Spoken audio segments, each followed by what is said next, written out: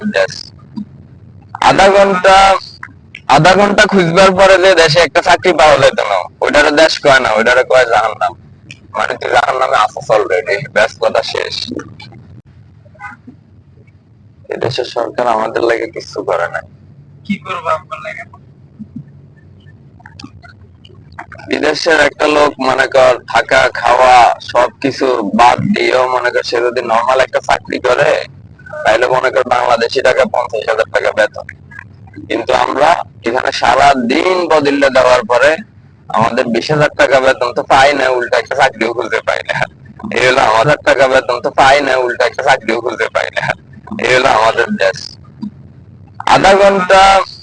আধা ঘন্টা খুঁজবার পরে যে দেশে একটা চাকরি পাওয়া যেত না, ওইটারে দেশ কয় না, ওইটারে কয় জাহান্নাম। মানে তুই জাহান্নামে আসছ অলরেডি, ব্যাস কথা শেষ। শেখ হাসিনা ধ্বংসের মূল একটা কারণ কি হইব জানাস নি? শেখ হাসিনা ধ্বংসের মূল কারণ হইব অশিক্ষিত যত লোক আছে সবগুলার সব জায়গায় বসায় রাখছে। মানে একবারে প্রতিটা সেক্টরে অশিক্ষিত লোক বসায় রাখছে। আইন মন্ত্রণালয়, শিক্ষা মন্ত্রণালয়, ধর্ম মন্ত্রণালয়, সব জায়গায় অশিক্ষিত লোক দিয়ে ভরপুর। ধর গতকালকে 2 দিন আগে কক্সবাজার গেলাম। কক্সবাজার যাওয়ার পরে 2 দিন আগে কক্সবাজার যাওয়ার পরে ওভার স্পিডের কারণে আমার মামলা দিছে 2600 টাকা পুলিশে। যে রাস্তাতে আমার মামলা দিছে এই রাস্তাতে মনে কর মানে রোডে কত স্পিডে যাইবো, গাড়িতে কত স্পিডে যাইবো ওইটা লেখাই নাই। ঠিক আছে নে? একজন লোক ওই রোডে কত স্পিডে গাড়ি চালাবে সে কেমনে জানবো? সেটা এই রোডে আর আসে নাই। রাস্তাতে লেখা থাকলে না সে বুঝতে পারছে হ্যাঁ এই রোডটা 40 আছে, এটাতে 80 টা আল্লাহ যাইতাম। এই হলো অবস্থা।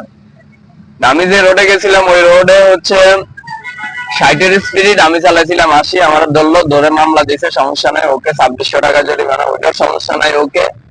এরপরে আমার গাড়ির 2টা কাগজপত্র তারা রেখে দিছে, বলছে যে মামলার টাকা পে করেন, পে করার পরে হচ্ছে আপনার গাড়ি এসে কাগজপত্র গুলো নিয়ে যান। আমি বললাম এটা কেমন কথা, মামলার টাকা কিভাবে পে করবো? বলতেছে যে অনলাইনে। মামলার টাকা যদি অনলাইনে আমি ঢাকা বসে পে করি, তাহলে এবারে কাগজগুলো রাখার কি অর্থ আছে? কাগজগুলো নেওয়ার জন্য আমার আবার কক্সবাজার যাইতে হবে। এখন তুই হয়তো বলবি ওই সময় সেই করেন নাই কেন? আরে ওই সময় যখন পুলিশে মামলা দেয় তখন তো একজন মানুষের কাছে টাকা থাকতেও পারে, নাও থাকতে পারে। তো ওই সময় আমারও বলছে যে আপনি এখন পে করেন, আপনার গাড়ির কাগজপত্র দিয়ে দিতেছি। আমি বলতেছি যে এখন আমার কাছে টাকা নাই, আমি আইছি কক্সবাজার ঘোরার জন্য, সব টাকা শেষ। এখন আপনি বাই মিস্টেক, আমার ভুল হয়ে গেছে, আপনি আমাকে মামলা দিচ্ছেন, আবার 15 দিন সময়ও দিচ্ছেন যে 15 দিনের মধ্যে আপনি মামলার টাকা পে করবেন। 15 দিনের মধ্যে যদি আমি মামলার টাকা পে করি, তাহলে আমার গাড়ির কাগজপত্র রাখার কি অর্থ আছে? এখন গাড়ির কাগজপত্রটা আপনি রেখে দিতেছেন, সমস্যা নাই, আরেকটা সিস্টেম বানান যে গাড়ির কাগজ আমি টাকা পে করার পরে গাড়ির কাগজপত্র গুলো আপনি অনলাইনে আমাকে পাঠাই দিবেন, কুরিয়ার সার্ভিস দিয়ে পাঠাই দিবেন, ওইটাও আপনি পাঠাই দেন না। মামলার টাকাও পে করবো, আবার গাড়ির কাগজপত্র আনতেও যাবো কক্সবাজার। তাহলে এই যে সিস্টেম গুলো বানাইছে, এগুলো তো শেখ হাসিনার আইন মন্ত্রণালয় বানাইছে।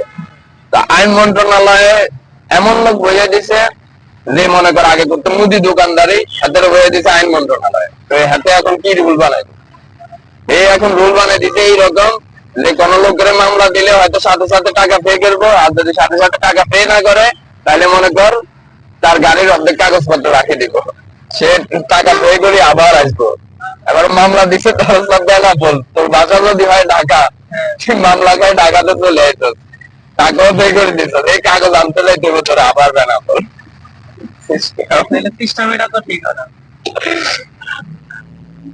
তাইলে সবসময় একটা মানুষের কাছে তার টাকা থাকে না, এটা তো ওই শেখ হাসিনার যে মেইন লোকেরা মনে করো আইন মন্ত্রণালয় বসাই দিছে, তাহলে যখন এই সিস্টেমটা বানাইতেছে তাকে চিন্তা করতে হবে এভাবে যে কুমিল্লা থেকে একজন লোক কক্সবাজার ঘুরতে যাবো, সেখানে সে মামলা খাইছে, তার কাছে টাকা নাই, পরে কুমিল্লা এসে সে টাকাটা অনলাইনে পে করে দিব, তাহলে তার কাগজটা রাখার কি অর্থ আছে? সে কি কাগজটার জন্য আবার কক্সবাজার যাবে?